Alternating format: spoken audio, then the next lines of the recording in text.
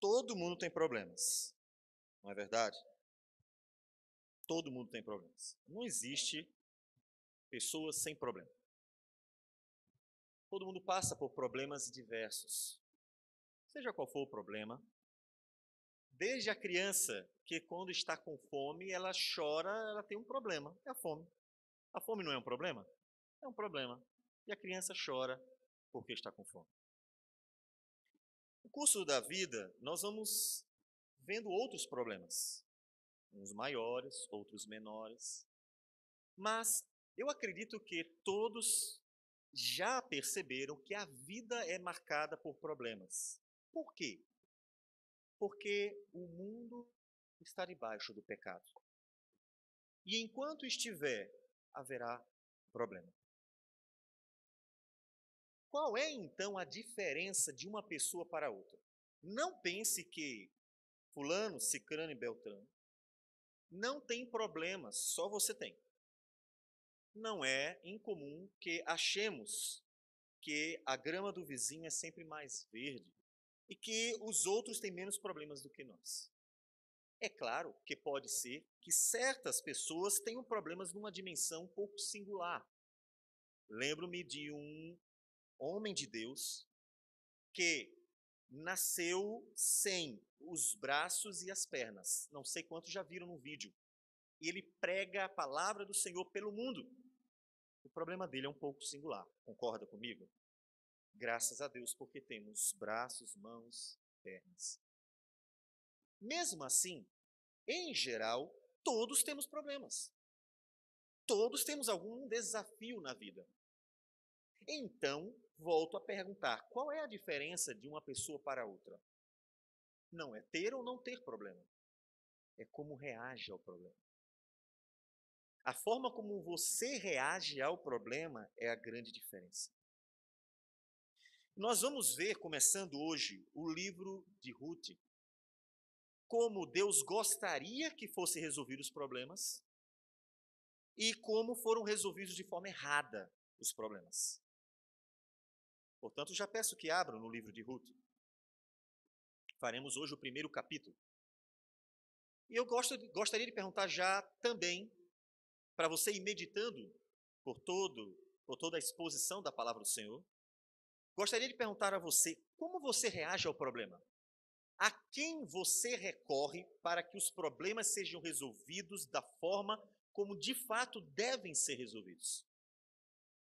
A quem você confia o problema? Sua razão, seus instintos, suas paixões, sua raiva, suas emoções, pessoas?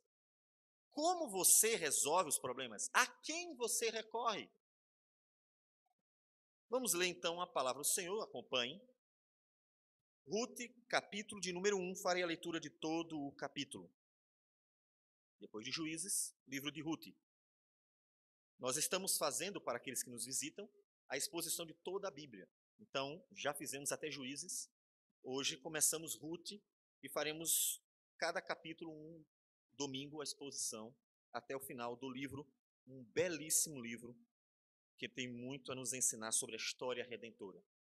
Diz assim a palavra do Senhor: nos dias em que julgavam os juízes, houve fome na terra, e um homem de Belém de Judá saiu a habitar na terra de Moabe, com sua mulher e seus 2 filhos. Este homem se chamava Elimeleque, e sua mulher Noemi. Os filhos se chamavam Malom e Quiliom, efrateus de Belém de Judá. Vieram à terra de Moabe e ficaram ali.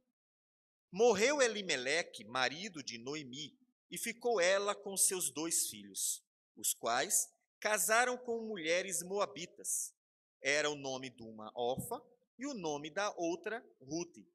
E ficaram ali quase 10 anos. Morreram também ambos, Malom e Quiliom, ficando assim a mulher desamparada de seus 2 filhos e de seu marido. Então se dispôs ela com as suas noras e voltou da terra de Moabe, porquanto nesta ouviu que o Senhor se lembrara do seu povo, dando-lhe pão. Saiu, pois, ela com suas 2 noras do lugar onde estivera, E indo elas caminhando de volta para a terra de Judá, disse-lhes Noemi: Ide, voltai cada uma à casa de sua mãe, e o Senhor use convosco de benevolência, como vós usastes com os que morreram e comigo. O Senhor vos dê que sejais felizes, cada uma em casa de seu marido. E beijou-as. Elas, porém, choraram em alta voz e lhe disseram: Não, iremos contigo ao teu povo.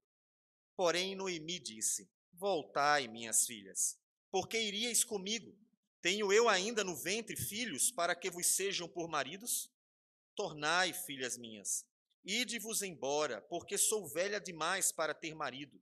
Ainda quando eu dissesse, tenho esperança, ou ainda que esta noite tivesse marido e houvesse filhos, esperá-lo-íeis até que viessem a ser grandes? Abster-vos-íeis de tomardes marido?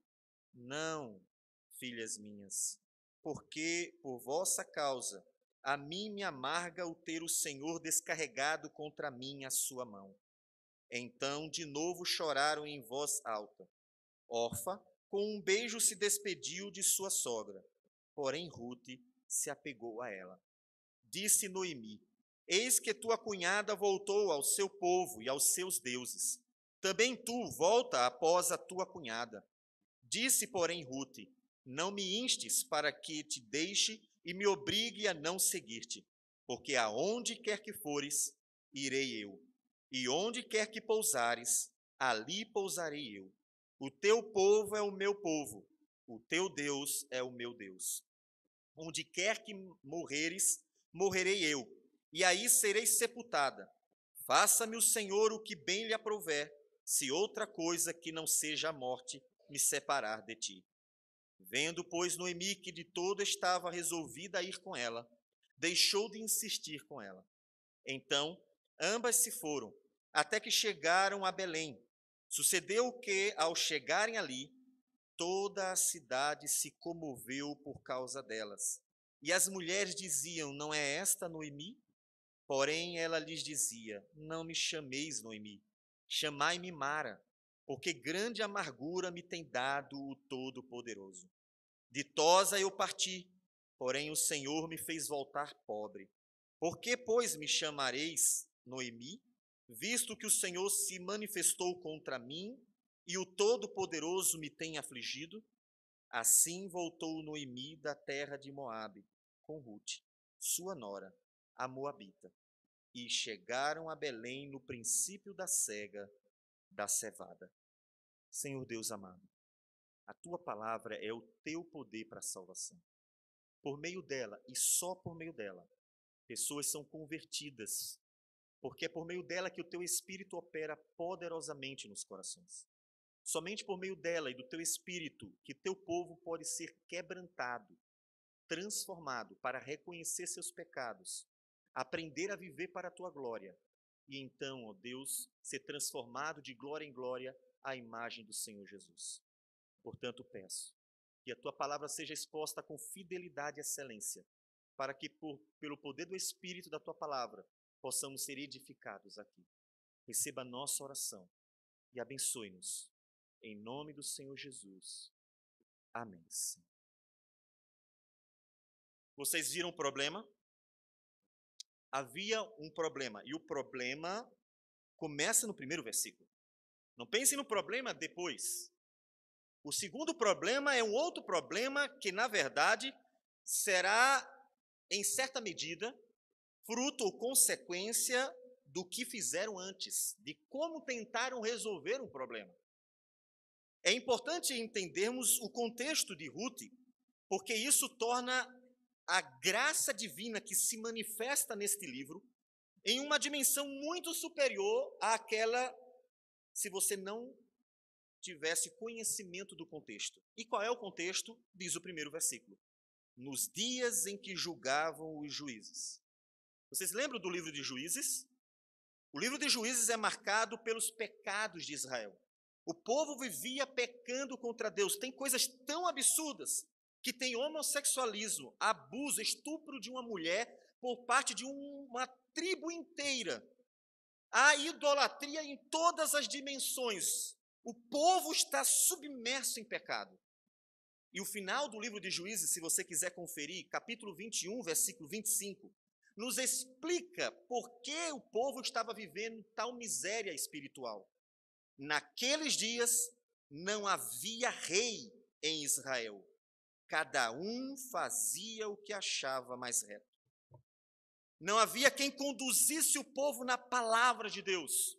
O tão esperado Messias não havia chegado. O rei de Israel ainda viria. Davi, o tipo de Cristo, nem mesmo havia chegado. E o povo vivia segundo o próprio coração. Confiava mais no coração do que na palavra do Senhor. E seguindo o caminho do coração, pecava um pecado atrás do outro. Eu já preciso perguntar a você, em quem você tem depositado a sua confiança? Quem? No coração. A mídia diz isso o tempo inteiro. Siga seu coração. Já ouviu isso? Já ouviram isso em novelas, filmes, desenhos? Eu já vi isso em todo tipo de programação. Siga seu coração. As pessoas sem conhecimento da palavra de Deus estão seguindo o coração. Israel, sem conhecimento da palavra de Deus, seguia o coração. O mesmo coração que Jeremias diz que é corrupto mais do que todas as coisas. Como o homem pode seguir o próprio coração, quando este coração é corrupto mais que todas as coisas? Jeremias 17, 9. Enganoso é o coração, mais do que todas as coisas, e desesperadamente corrupto. Quem o conhecerá? Portanto, observe que só ao conhecer o contexto de Ruth já nos chama a atenção para a necessidade de ouvirmos a Deus, porque seguir o coração pode ser a pior coisa que você já fez na sua vida. Alguns seguem o coração e suas paixões, intenções, instintos, seja como for chamado, o desígnio do seu coração, e às vezes parecem que se dão bem, conseguem se dar bem aqui, se dar bem ali. Até quando? E quando Jesus voltar, será que ele vai considerar que você se deu bem? Ou será que ele dirá, você trocou a minha palavra pelo seu coração? Portanto, fez a sua vontade e não a minha vontade, diz o Senhor. Portanto, a primeira coisa que Elimeleque e Noemi deveriam ter prestado atenção era a importância de esperar em Deus. O que acontece é que houve fome. Veja que no primeiro versículo diz, nos dias em que julgavam os juízes, houve fome. Temos que perguntar, de onde veio esta fome? Essa pergunta é importante. Por que a fome é tão importante no texto bíblico? Daí passaram por um momento de fome, houve necessidade. Isso acontece tantas vezes e tantas gerações. Por que isso é importante? A questão é quem é o causador da fome. No livro de Juízes, todas as vezes que o povo está sofrendo, quer nas mãos dos seus inimigos, quer fome, quer qualquer problema que apareça na nação, o livro de Juízes nos diz que foi Deus que mandou o castigo. Porque de tal forma estavam pecando contra Deus, que Deus traz um castigo para acordar o povo, e o povo reconhecer que está pecando. E o livro de Juízes diz que só assim o povo pedia perdão a Deus. Só quando Deus castigava. E aí, para você ver que a fome vinha de Deus, abra em Deuteronômios, capítulo 28, versículo 48. Deus está dizendo as maldições, os castigos que viriam sobre Israel quando desobedecessem a Deus. E um dos castigos, diz o capítulo 28 de Deuteronômios, versículo 48. Assim, vamos para o 47, porque ele tem uma introdução que ajuda. Porquanto não serviste ao Senhor, teu Deus, com alegria e bondade de coração, não obstante a abundância de tudo. Assim, com fome, com sede, com nudez e com falta de tudo, servirás aos inimigos que o Senhor enviará contra ti. Sobre o teu pescoço porá um jugo de ferro, até que te haja destruído. Então, o que está acontecendo aqui é o castigo de Deus sobre o povo de Israel. Fundamental você entender isso. Eles estão sofrendo o castigo do Senhor. O que fazer nesses momentos?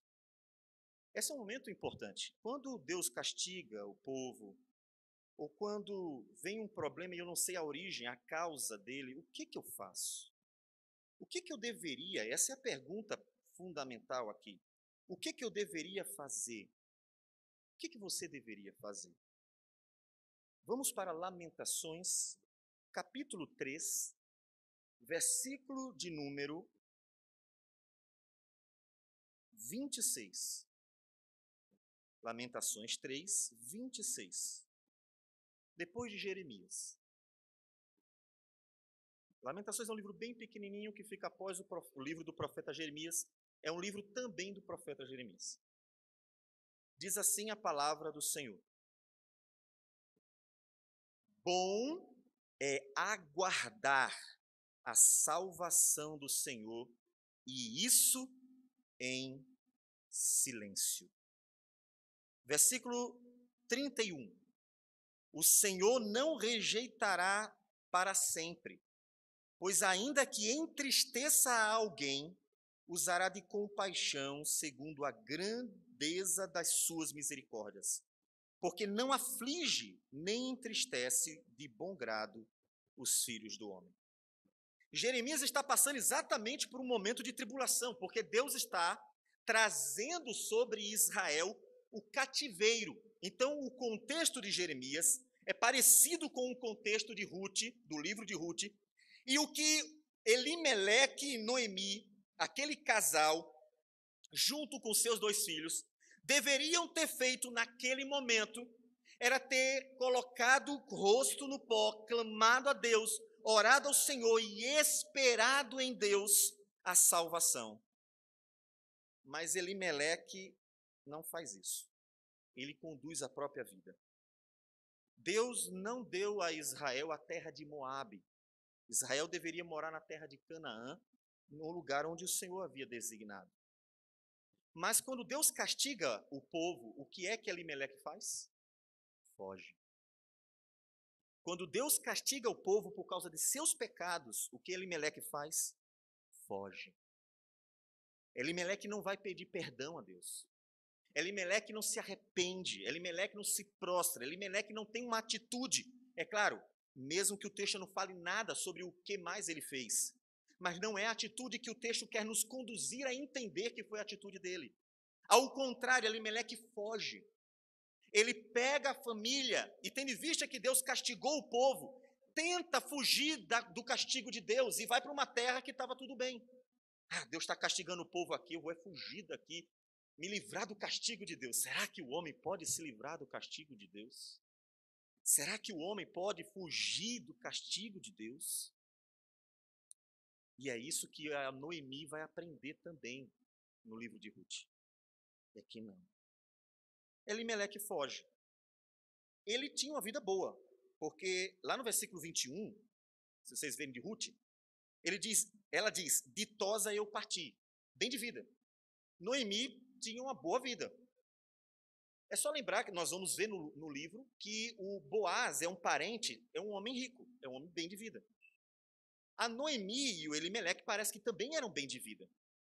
Só que diferente do Boaz, que ficou na terra e esperou em Deus, um homem de Deus, como nós veremos nos outros sermões, a Noemi e o Elimeleque vão fugir, para não ser pego pelo problema, para não ter prejuízo financeiro, para fugir do castigo divino que tinha o propósito de levar ao arrependimento. Eles fogem. Mas, tendo fugido e ido morar em Moabe, diz o versículo 3 que acontece o quê? Morreu Elimeleque, marido de Noemi. E o problema ficou pior do que era. Se já era ruim estar numa terra castigada por Deus por causa dos pecados do povo, imagine agora para uma mulher não ter mais o provedor da casa. Pense no provedor. Não tem INSS. Não tem ninguém para sustentar como governo o povo. Não existia isso. Então, quem era o provedor da casa? O homem. Não tem outro jeito. Uma mulher sem homem naquela época era uma mulher mendiga. Ela ia mendigar, não tem outro jeito. O que ela vai fazer? Ela vai tentar trabalhar, mas o trabalho é duro. Eles trabalham na caça, na agricultura, na guerra. O trabalho é um trabalho difícil, é um trabalho que, boa parte, é muito mais adequado para homens, não para mulheres. Poderiam conseguir se sustentar? Sim, mas sim, sempre seria uma vida muito difícil. Portanto, perder o marido significa, vocês estavam fugindo da fome e foram ver se enriqueciam em Moabe, ou se davam bem em Moabe? Deus matou o provedor. Agora me diga, como ficou a situação da família? Fugiu do castigo divino e Deus o pegou lá e ele morreu. O que era ruim ficou muito pior, porque tentaram fugir da ira divina. Ninguém foge da ira divina. Deus é o Salvador. É fundamental que entendamos esta primeira parte, porque nós teremos partes diferentes. Deus é o único em quem devemos recorrer à salvação. Tentar recorrer à salvação fora de Deus é suicídio. Porque não há um lugar neste mundo que Deus não veja. E o problema do homem se encontra em seu coração, que é o pecado. Deus alcança Elimeleque. E mesmo longe de Israel, lá Deus o matará.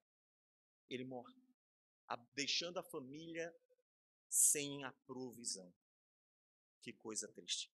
Só que piora. Veja, o problema da fome era grande, mas não dava para se aguentar. Afinal, veremos que Deus vai, como nós lemos, Deus vai restaurar a terra, Deus vai lembrar-se da terra, diz o texto. Ou seja, Deus vai voltar, o povo clamou, o povo pediu perdão, e Deus vai lá, perdoa e dá pão de novo. Mas agora não tem mais jeito. O homem está morto. E para ficar pior, diz o versículo 5, que morreram também ambos, Malom e Quilion, jovens. O marido, não sabemos a idade, mas já deveria ser de uma idade avançada, tendo em vista que a Noemi, ela volta já de uma idade avançada, e os filhos deveriam ser de meia idade. Não era o tempo de morrer. Provavelmente dá a entender que nem o Elimeleque. Mas eles morrem jovens.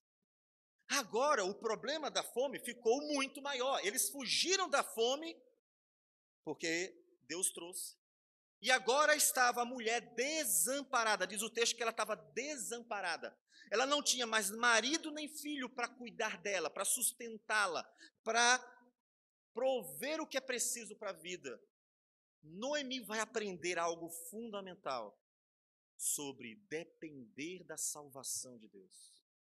Por isso perguntei, e quero que você medite em todo o sermão, em quem você tem confiado a sua vida? Sua inteligência, esperteza, razão, emoção, sentimento, coração, é nisso que você confia? Não acha que está confiando demais onde não deveria? Noemi vai aprender que tem que confiar em Deus. Noemi vai aprender que tem que confiar em Deus. Ela está na miséria. Ela está na miséria porque eles tentaram resolver o problema sozinho, completamente sem Deus. E nós vamos ver melhor a visão dela como é uma visão de uma pessoa que não tem um conhecimento ou uma vida realmente focada em Deus. Vamos ver isso a partir de agora. Mostrando que a visão dela é tão terrena que ela toma atitudes completamente erradas. Ela não confiou em Deus. Ela deveria, como Elimeleque junto e os seus filhos, ter confiado no Senhor. Então o texto continua dizendo: então, versículo 6, se dispôs ela com as suas noras e voltou da terra de Moabe, porquanto nesta ouviu que o Senhor se lembrara do seu povo, dando-lhe pão. Que coisa! Saíram da terra para não empobrecer, para não passar fome. Então fogem do castigo de Deus. Lá morre o marido, os 2 filhos, fica a mulher sozinha. E volta, por quê? Porque volta. porque o castigo terminou. Era temporário, mas ela não teve tempo de esperar. Meus irmãos, percebem a questão do tempo e do esperar em Deus? A importância de esperar em Deus. Se aquela família tivesse esperado em Deus, não sabemos se estariam vivos ou mortos, essas conjecturas não nos competem. Mas o texto nos chama a atenção para o fato de que houve o fim do castigo, e assim como outras pessoas sobreviveram, poderiam ter sobrevivido ao castigo. Mas a escolha deles levou à morte. A escolha deles levou à morte. Espere em Deus. Espere em Deus para casar. Jovens, esperem aquela que diz Provérbios, a esposa prudente vem do Senhor. Espere em Deus para casar. Menino e menina. Porque muitos, não encontrando meninas, e ficam aperreados, não tem ninguém, perturbados, preocupados, fazendo a tradução aqui. Ficam perturbados porque às vezes não tem meninas na igreja aqui, e diga assim, puxa, não tem ninguém que olhe e diga, eu queria casar. E então fico preocupado, será que eu vou casar? E nessa preocupação começo a tentar buscar fora. E aquela decisão do coração pode ser a pior coisa que já fez. E semelhante a Elimeleque, pode ser como que um suicídio. Aquilo que você pensou que seria a solução do seu problema, por não esperar em Deus, foi a sua morte. Foi exatamente o que trouxe a maior tragédia da tua vida. Buscar alguém sem esperar em Deus, sem aguardar em Deus. Isso não é só para esperar um menino, uma menina. Isso diz respeito a tudo na vida. Nós tomamos decisões debaixo de muita oração. Nós temos que tomar decisões debaixo de oração e confiar na resposta do Senhor. Não adianta dizer, Senhor, faça a tua vontade. Quando faz, diz, que saco, eu não queria isso. Então, você não queria dele, você queria a tua vontade. Mas quem disse que Deus vive para te servir? Então, tem que esperar em Deus. Tem que esperar em Deus. Agir sem esperar em Deus pode ser a pior coisa que você já fez na sua vida. Porque você pode trazer para si a própria desgraça. Porque você preferiu agir conforme a sua vontade. Você não esperou a vontade de Deus. Ela volta. Agora ela vai para Belém outra vez. Mas ela vai como? Nós vamos ver que ela mesma disse, eu fui rica, fui bem, está tudo bem, e vai voltar pobre. Aquilo que ela temia é o que vai acontecer. Ela volta pobre, na miséria, tendo que mendigar. Ela volta pobre. Mas observe que as atitudes da Noemi, do Elimeleque, tinham uma razão. Teologia. Uma má teologia conduz a uma má conduta. Homens e mulheres de uma teologia saudável, firmados na palavra de Deus, homens e mulheres que conhecem a Deus e confiam em Deus, são homens e mulheres fortes. Mas não era o que acontecia com eles. Então diz o versículo 7, saiu, pois, ela com as suas 2 noras, do lugar onde estivera, e indo elas caminhando de volta para a terra de Judá, disse-lhes Noemi. Olha a atitude da Noemi. Noemi está com 2 noras que não eram do povo de Deus. Outro erro que eles cometeram. Mas não vamos entrar nesse detalhe mais uma vez. E ele está diante de 2 noras, 2 jovens, que têm a possibilidade de conhecer melhor e andar com o povo de Deus. De serem atraídas ao Deus de Israel.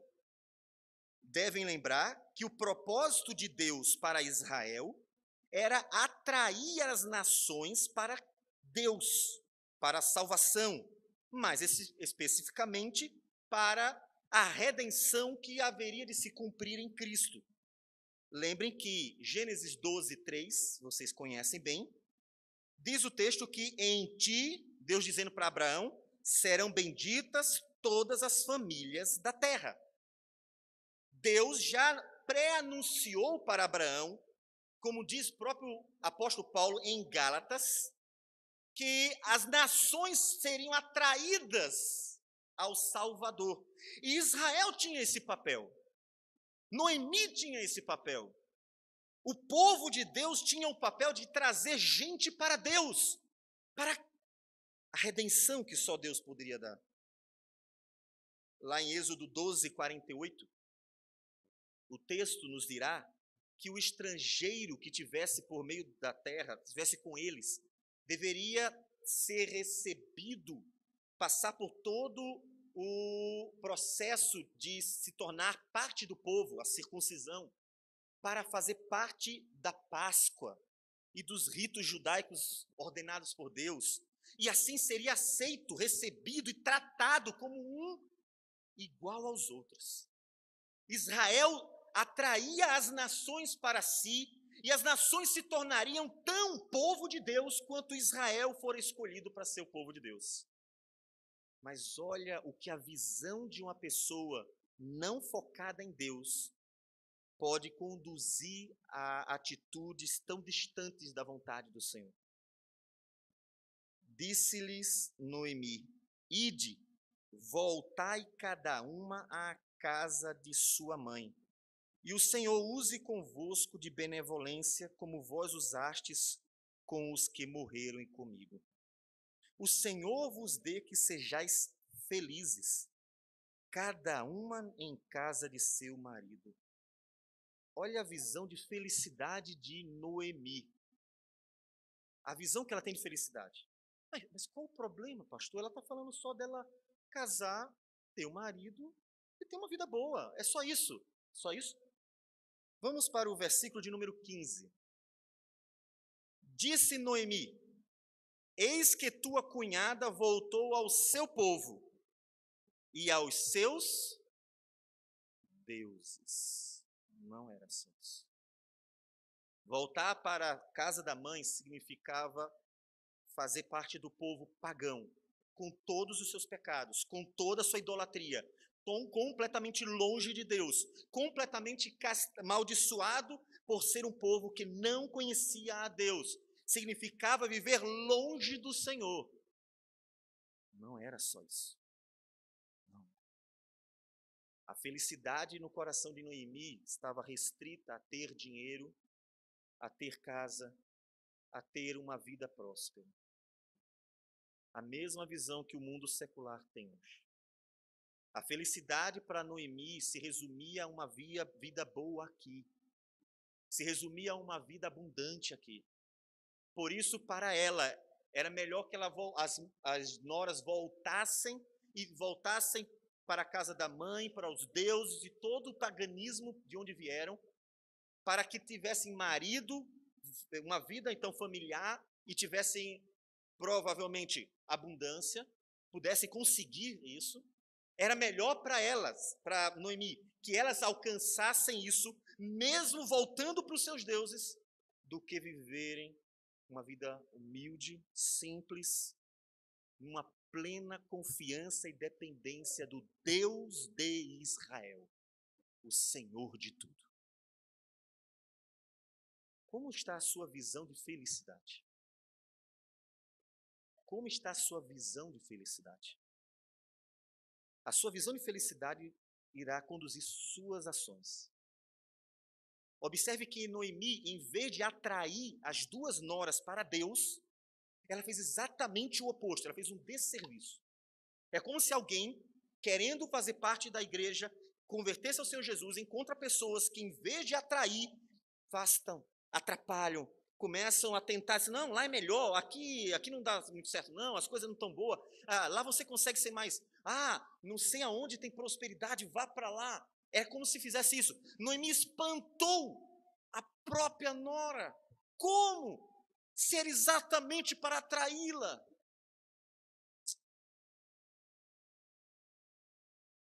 Ela argumenta. E as noras então dizem, não, nós vamos com você. Observe que ela está tão perdida numa visão materialista pagã, por não olhar para Deus como o Senhor e Salvador, que ela insiste. Ela falou uma vez e as noras ficaram com pena da sogra.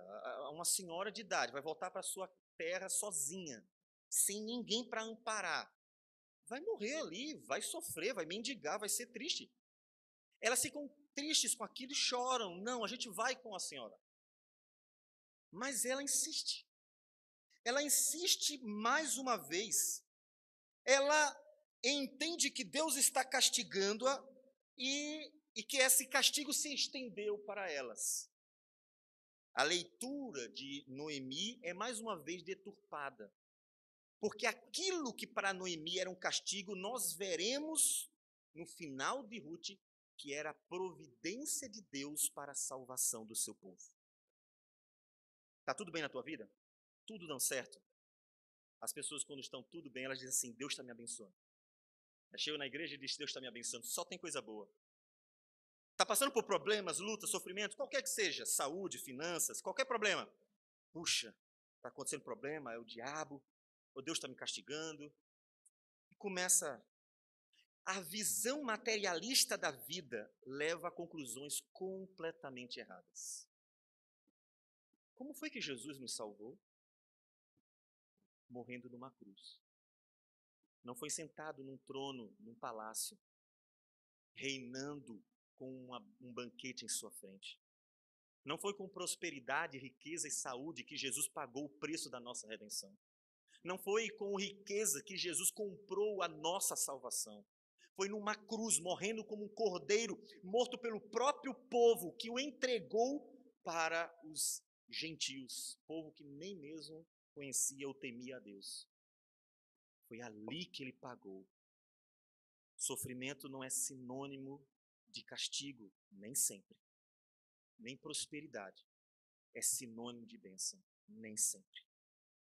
Em Ruth, Deus vai contrariar a ideia de que a gente deve sempre trazer uma dedução lógica de que sofrimento é castigo, prosperidade é bênção. Porque é exatamente pelo sofrimento dela que Deus vai trazer a redenção do seu povo. A linhagem do Messias vai ser preservada, como nós veremos no final do livro de Ruth. A visão dela está distorcida. Ela não olha para Deus, ela olha para a terra. Vocês lembram que Paulo chama a atenção da igreja quanto a esse tipo de olhar materialista? Colossenses capítulo 3, versículo 1, diz o apóstolo Paulo: portanto, se fostes ressuscitados juntamente com Cristo, buscai as coisas lá do alto, onde Cristo vive, assentado à direita de Deus. Pensai nas coisas lá do alto, não nas que são aqui da terra. E aí ele fala da santificação em seguida. Noemi precisa corrigir a sua visão sobre Deus e sobre o propósito de Deus para nós. A felicidade de suas noras não estaria em casar, ter família e servir a deuses pagãos que depois seriam a desgraça da vida delas, porque sem Deus não há salvação. Então ela insiste outra vez, tamanha a dureza do coração daquela mulher. E chega para as suas noras, ou elas chegam para ela, após ela ter insistido muito. As suas noras chegam para ela, corrigindo aqui, e tem duas reações. É importante observar, há duas reações diante disso. Versículo 14. Então de novo choraram em voz alta. Orfa, uma das noras, com um beijo se despediu de sua sogra. Diante da insistência para que, em vez dela servir ao Deus de Israel e entrar no povo de Deus, mesmo com todas as dificuldades, em vez disso ir para a casa da mãe, servir aos seus deuses e assim por diante, diante da proposta, uma delas cedeu. Uma delas volta para seus deuses, como a gente já leu no versículo 15. Volta para o seu povo e se perde como qualquer outra pessoa daquela nação. Uma delas toma a atitude que não se deveria tomar nunca. Lembre-se que o mundo constantemente nos assedia. O cristão é constantemente assediado para deixar de servir a Deus. E muitos dizem, não vale a pena, está desperdiçando sua vida. Jovem, você é tão jovem, vamos curtir, vamos para a balada, vamos para isso, para aquilo, vamos usufruir dos prazeres. Eu tenho certeza que você já foi assediado muitas vezes, somos assediados pela televisão, por pessoas, em todos os lugares. Mais ainda hoje, em que o Ocidente se entregou à prostituição que parece uma Babilônia, uma Sodoma e Gomorra.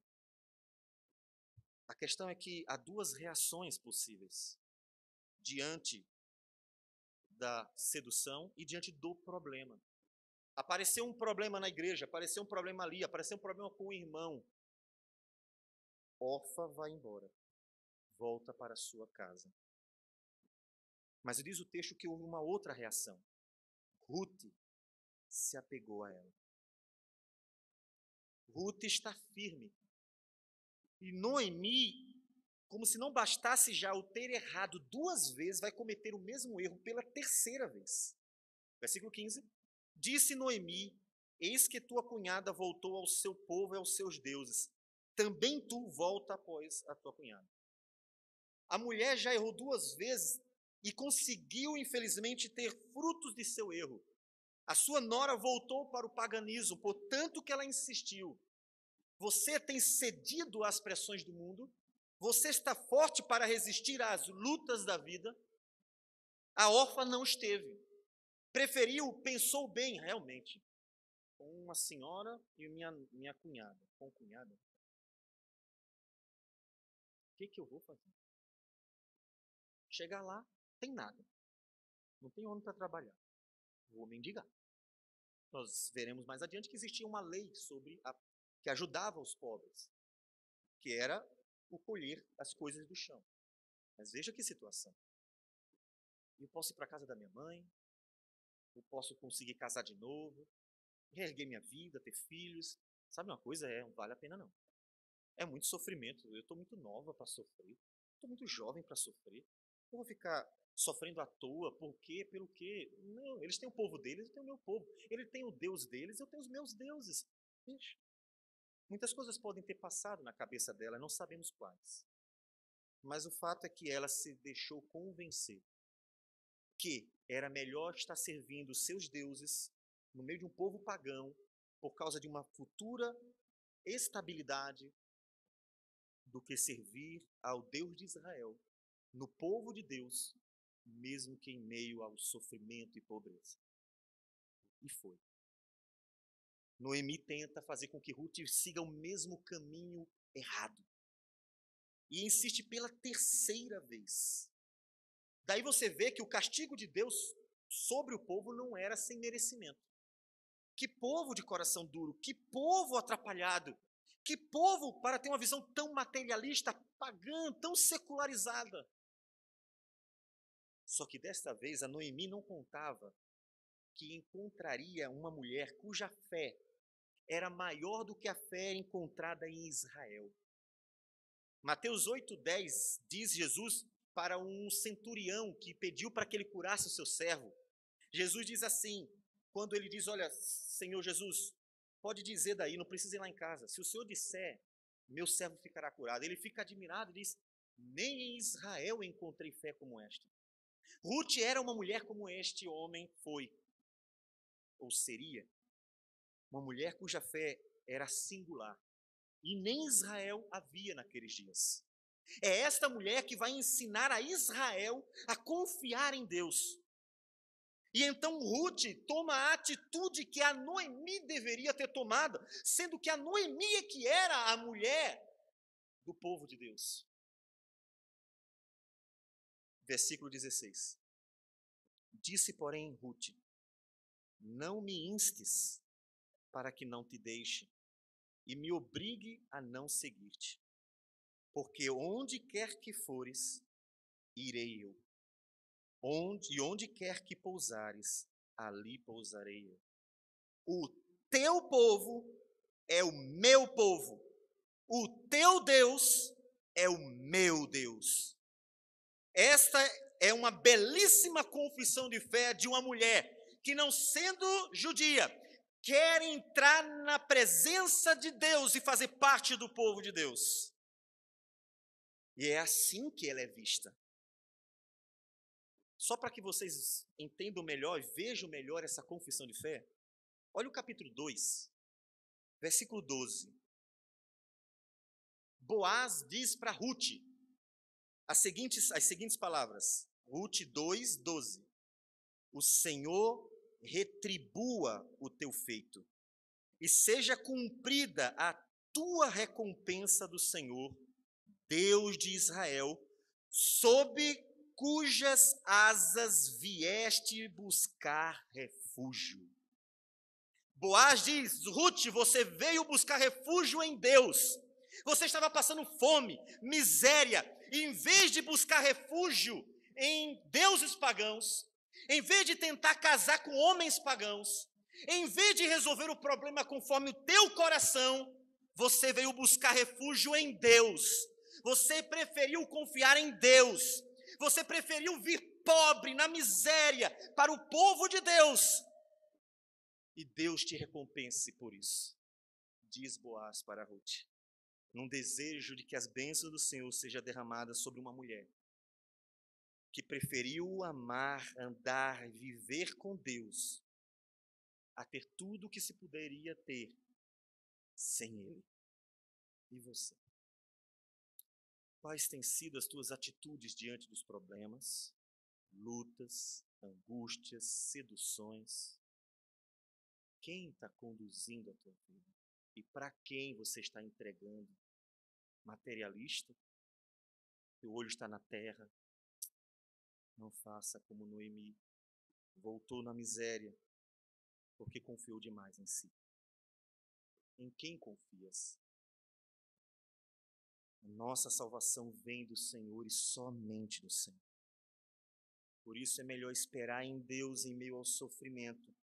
E como disse Jeremias, aguardar em silêncio a salvação de Deus, do que estar falando demais e estar tentando resolver com as próprias mãos tudo.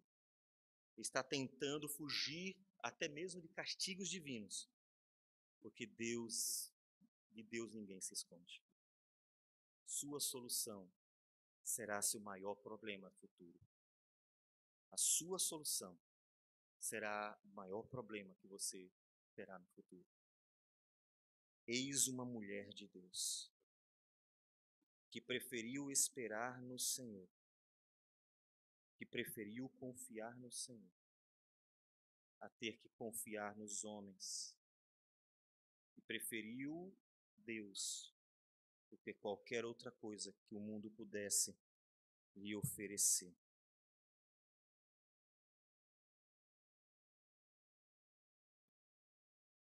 Ela estava decidida e foi. Veja que aqui é um caso real.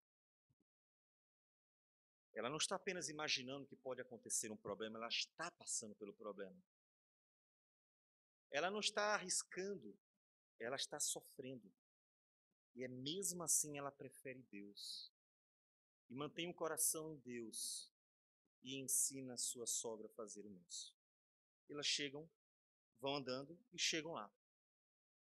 Observem a situação em que ela se encontra. Diz o versículo de número 19. Então ambas se foram, até que chegaram a Belém. Sucedeu que ao chegarem ali, toda a cidade se comoveu por causa delas. Observem a situação miserável, triste, sofrida que elas chegaram. Era real. Aquilo não era uma possibilidade, era real. Elas chegaram na miséria de tal forma que toda a cidade, vendo e reconhecendo a Noemi, que fazia parte daquela cidade, tinha família naquela cidade, era conhecida por todo mundo, aquela cidade toda se comove. Tamanha era a nitidez do estado de miséria em que elas se encontravam.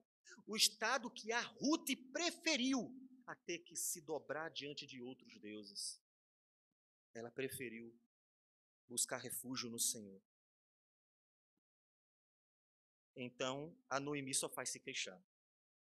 Noemi não tem uma visão de Deus, não tem um coração em Deus e ainda só faz reclamar da vida. Murmuradora, carnal e ainda se tornou uma pedra de tropeço para a própria nora que terminou indo para os seus deuses. Observe quão ruim está a vida do povo de Israel. Observe como a mentalidade e a vida do povo de Israel estava na miséria espiritual. A mulher só faz reclamar. Versículo de número 20 diz: porém, ela lhe dizia, não me chameis Noemi. Noemi significa deleitosa, pode significar bondade, agraciada. O nome significa coisa boa.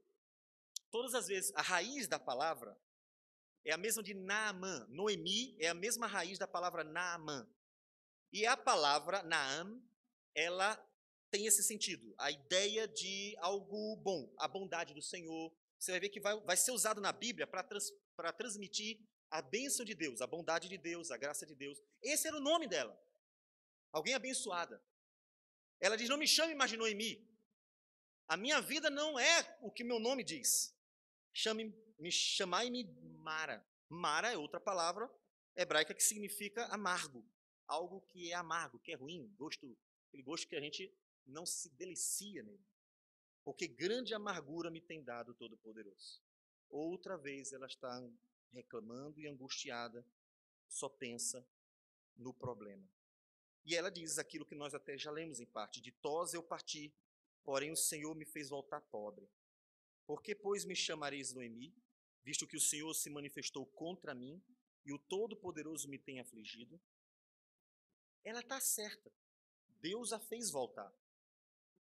Deus alcançou a família, fez voltar, porque pensando que poderia fugir da presença de Deus, terminou sendo alcançado pela mão poderosa do Senhor.